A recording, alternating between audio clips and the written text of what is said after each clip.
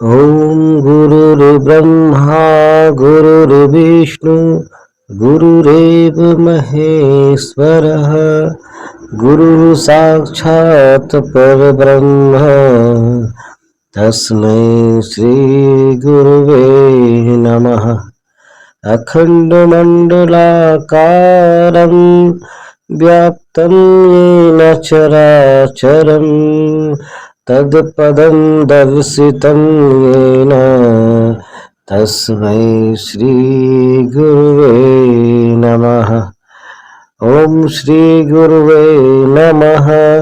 आवाहयामि स्थापयामि ध्यायामि ततो नमस्कारं करोमि। जय गुरुदेव। किराए की ऐसी हवेली जिसे भूतहा हवेली कहा जाता था, में अखंड दीपक की स्थापना, उसके समक्ष तप अखंड ज्योति संस्थान घिया मंडी मथुरा के रूप में विकसित हुआ एवं एक और दूसरा निर्माण मथुरा में ही गायत्री तपोभूमि के रूप में हुआ, जो कि 3 मील दूर वृंदावन रोड पर 1953 में बनाई गई। 1953 में क्रमशः सुसंगठित गायत्री परिवार के बनने की प्रक्रिया चल पड़ी। इस प्रारंभिक भूमिका को समझने के बाद ही परम पूज्य गुरुदेव की 5 मूल स्थापनाओं एवं बाद में देश के कोने कोने में बनी भव्य इमारतों के रूप में शक्तिपीठों, प्रज्ञा संस्थानों, भारत व विश्वभर में घर घर में स्थापित स्वाध्याय मंडलों व गायत्री परिवार की शाखाओं, प्रज्ञापीठों, चरण पीठों का महत्व समझा जा सकता है। नहीं तो जैसे अन्यान्य आश्रम संस्थान बनते हैं, ऐसे इनका भी वर्णन किया जा सकता था व ये कहा जा सकता था कि यह वैभवपूर्ण स्थापनाएं पूज्यवर ने की। उनमें यदि प्राण फूंके गए हों, प्राणवान व्यक्ति वहां रहते हों, वो उस शक्ति के महाअवसान के बाद भी वे सतत उसी दिशा में चल रहे हों, तो माना जाना चाहिए कि प्रारंभिक पुरुषार्थ जो किया गया वह औचित्यपूर्ण था। परम पूज्य गुरुदेव की महत्वपूर्ण 5 स्थापनाएं इस प्रकार है। 1 युगतीर्थ अवलखेड़ा, 2 अखंड ज्योति संस्थान श्रीशा मंडी मथुरा, 3 गायत्री तपोभूमि मथुरा, 4 शांतिकुंज गायत्री तीर्थ सप्तसरोवर हरिद्वार तथा 5 ब्रह्मचर्य शोध संस्थान सप्तसरोवर हरिद्वार। ने युग तीर्थ अवलखेड़ा का नाम सबसे पहले इसलिए लिखा कि यहीं पर वह युग पुरुष संवत 1968 की आश्विन कृष्ण त्रयोदशी तिथि के दिन ब्रह्म मुहूर्त में, जो अंग्रेजी तारीख से 20 सितंबर 1911 के दिन आती थी, में जन्मा। एक श्रीमंत ब्राह्मण परिवार में, जहां धन की कोई कमी नहीं थी, पूरा परिवार संस्कारों से अनुप्राणित, पिता भागवत के प्रकांड पंडित, बहुत बड़ी जागीर के मालिक। आज जहां पूज्यवर की स्मृति में एक विराट स्तंभ की, एक चबूतरे की तथा उनके कर्तृत्व रूपी शिलालेखों की स्थापना हुई है, वहीं पूज्यवर शरीर से जन्म लिया था। समीप बनी 2 कोठरियां जो काल प्रवाह के क्रम में गिर सी गई थीं, जीर्णोद्धार कर वैसी ही निर्मित कर दी गई हैं जैसी उनके समय में थी। जन्मभूमि का कण कण उस दैवी सत्ता की चेतना से अनुप्राणित है। उनके हाथ से खोदा कुआं, जिसे पूरे गांव का एकमात्र मीठे जल वाला कुआं माना गया, वह अभी भी है। उनके हाथ से रोपा नीम का पेड़ एवं वह बैठक जहां स्वतंत्रता संग्राम के दिनों में सब बैठकर चर्चा करते थे, आज भी उन दिनों की याद दिलाते हैं। पास में ही 2 कोठरियां हैं, जिनमें से एक कक्ष में वह स्थान है जहां दीपक के प्रकाश में से सूक्ष्म शरीरधारी गुरु सत्ता प्रकट हुई थी तथा जिसने उनके जीवन की दिशाधारा का 1926 के बाद के क्रम का निर्धारण कर दिया था।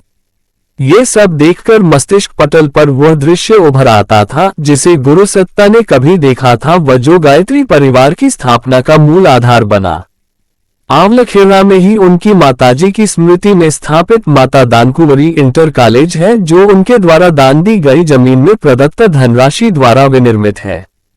1963 से चल रहे इस इंटर कॉलेज से कई मेधावी छात्र निकलकर आत्मनिर्भर बने हैं व उच्च पदों पर पहुंचे हैं। 1979-80 में गायत्री शक्तिपीठ एवं कन्या इंटर कॉलेज की स्थापना का ताना बाना बुना जाने लगा, जो एक विशाल शक्तिपीठ तथा आसपास के 200 ग्रामों की बालिकाओं के पठन पाठन की व्यवस्था करने वाले, उन्हें सुशिक्षित, संस्कारवान, आत्मावलंबी बनाने वाले कन्या महाविद्यालय का अब रूप ले चुका है। प्रथम पूर्णाहुति हेतु इसी भूमि को, जो शक्तिपीठ जन्मभूमि ग्रामीण क्षेत्र के चारों ओर है, इसीलिए चुना गया कि यहाँ से उद्भूत प्राण ऊर्जा से यहाँ आने वाला हर संकल्पित साधक अनुप्राणित होकर जाए व राष्ट्र के नवनिर्माण की सांस्कृतिक व भावनात्मक क्रांति की पृष्ठभूमि रख सके। यहाँ पूज्यवर 1936-37 तक ही रहे, कुछ दिन आगरा रहकर 1940-41 में मथुरा चले गए, जहाँ 2-3 मकान बदलने के बाद वर्तमान मकान किराए पर लिया, जिसे आज अखंड ज्योति संस्थान कहते हैं। अखंड ज्योति संस्थान हीरा मंडी मथुरा में स्थित है।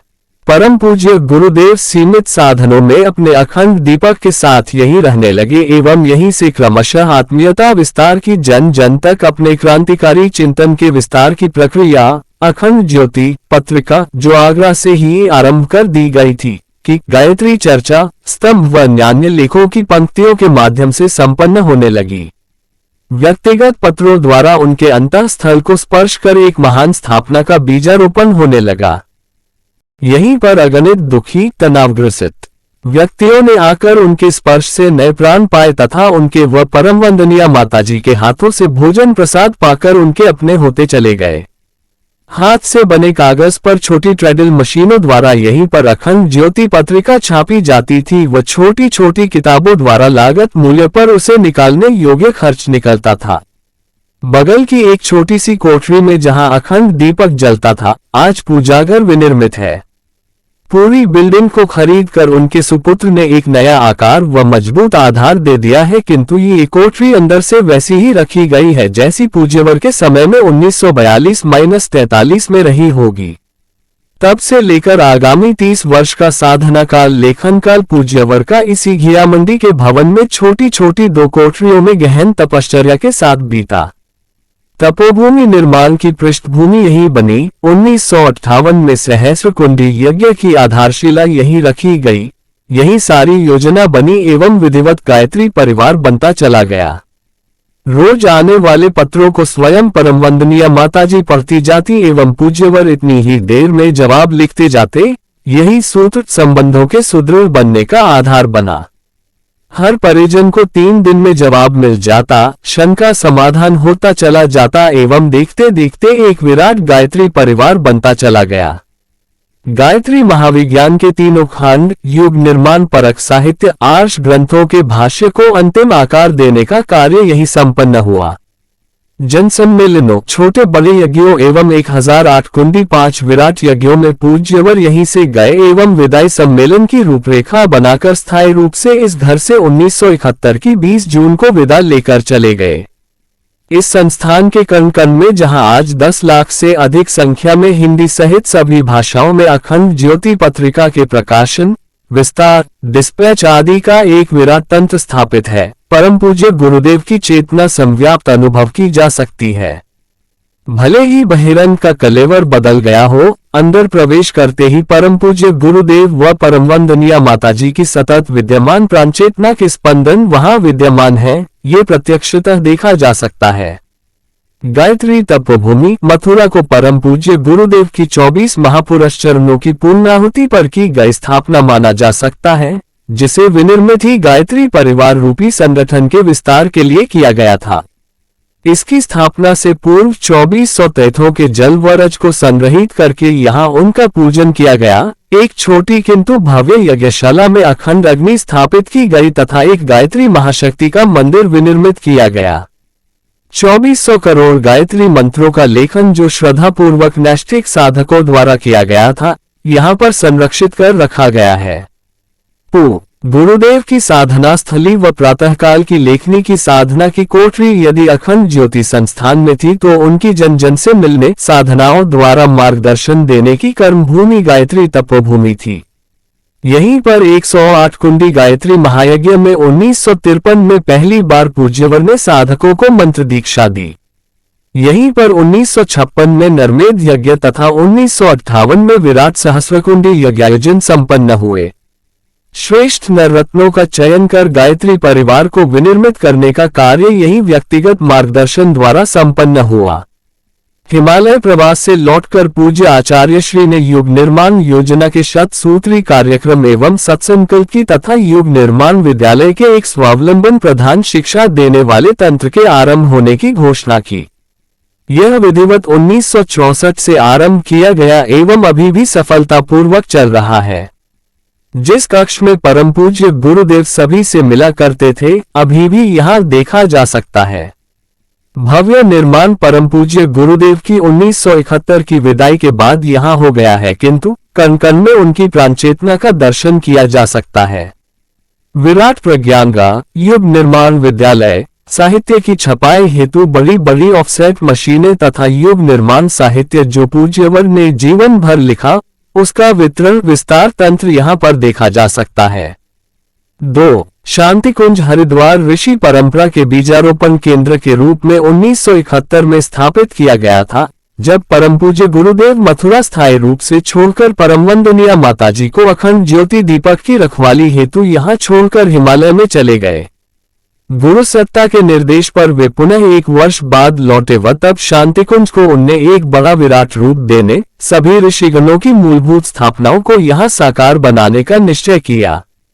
इससे पूर्व परमवंदनीय माताजी ने 24 कुमारी कन्याओं के साथ अखंड दीपक के समक्ष 240 करोड़ गायत्री मंत्र का अखंड अनुष्ठान आरंभ कर दिया था।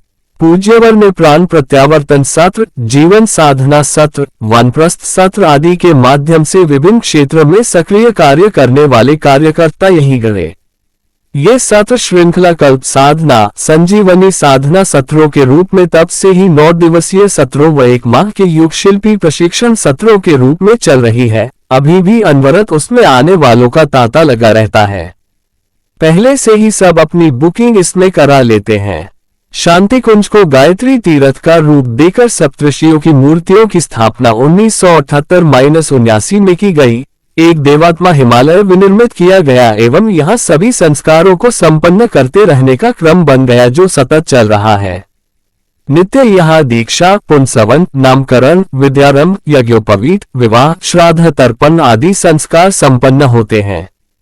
इस बीच परमवंदनीय माताजी ने जागरण सत्र श्रृंखलाएं संपन्न करना आरंभ रखा।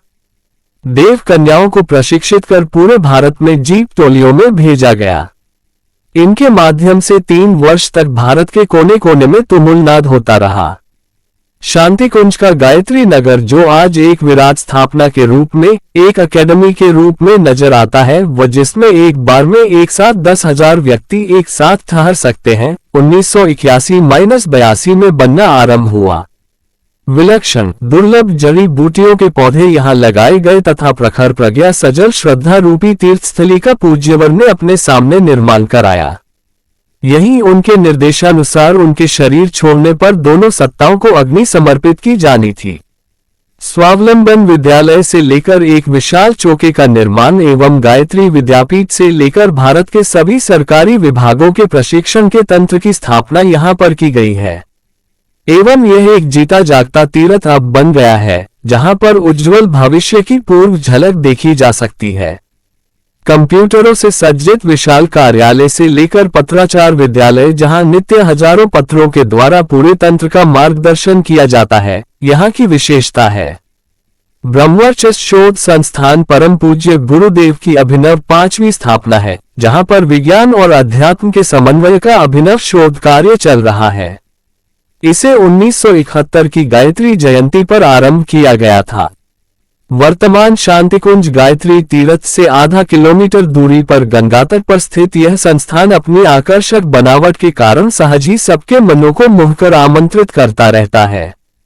इसमें 3 मंजिलों में प्रथम तल पर एक विज्ञान के उपकरणों से सुसज्जित यज्ञशाला विनिर्मित है तथा 24 कक्षों में गायत्री महाशक्ति की 24 मूर्तियां बीज मंत्रों व उनकी फलश्रुतियों सहित स्थापित हैं।